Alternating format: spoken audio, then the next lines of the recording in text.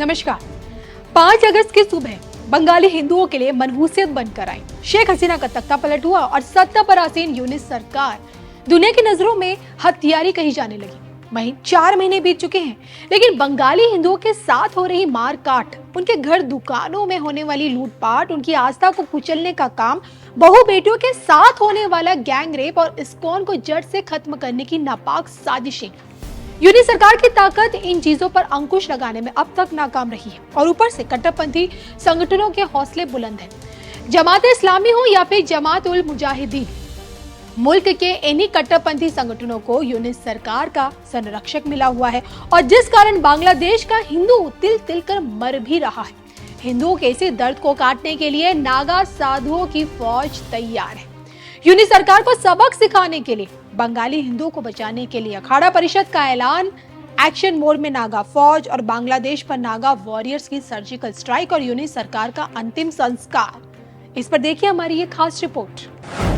नागा फौज का नारा है, हिंदुओं को बचाना है।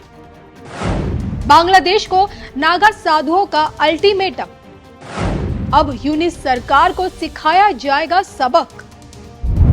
देखिए सिर्फ धर्म ज्ञान पर।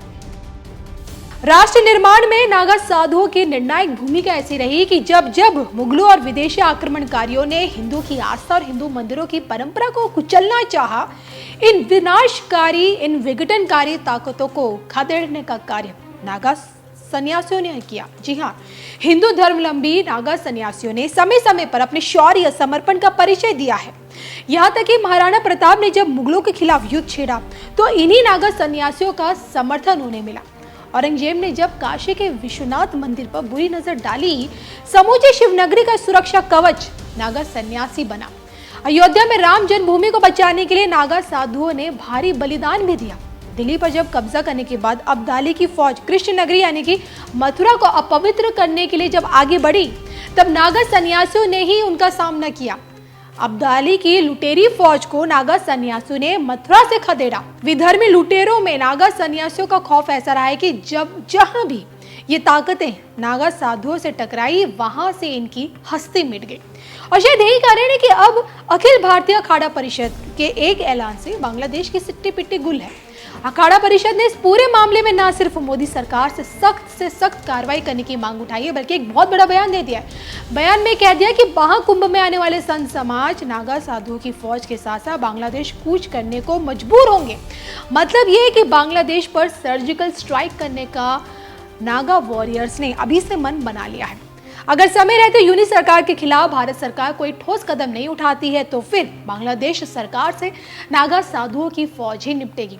बंगाली हिंदुओं को बचाने के लिए देखिए नागा वॉरियर्स बांग्लादेश के कट्टरपंथी ताकतों का संहार भी करेगी। अखाड़ा के महंत रविंद्र पुरी ने साफ शब्दों में बोल दिया है कि बांग्लादेश देश की आजादी के बाद अखाड़े से जुड़े नागा साधुओं और दूसरे संतों के पास सिर्फ धर्म के प्रचार प्रसार का ही काम रह गया है। अपने शस्त्रों को उन्होंने किनारे रख दिया है, लेकिन आज भी हम शस्त्र चलाने में पहले जैसे ही पारंगत हैं। बांग्लादेश के हालात को लेकर हम कतई चुप नहीं बैठेंगे और जरूरत पड़ने पर वहां जाकर हिंदुओं के हितों की रक्षा करने और उन्हें सुरक्षित भारत लाने का काम भी करेंगे। कहते हैं कि काल भी उसका क्या बिगाड़े जो भक्त हो महाकाल का, लेकिन जिनमें महाकाल खुद बसते हो उनसे कोई कैसे बच जाए। अब जब बांग्लादेश के खिलाफ नागा साधुओं की फौज ने बिगुल फूंक दिया है, तो ऐसे में क्या समय रहते यूनिस सरकार अपने पापों का प्रायश्चित कर पाएगी? आपको क्या लगता है, क्या नागा वॉरियर्स ही बांग्लादेश की अकल ठिकाने लगा पाएंगे? कमेंट करके बताइएगा जरूर।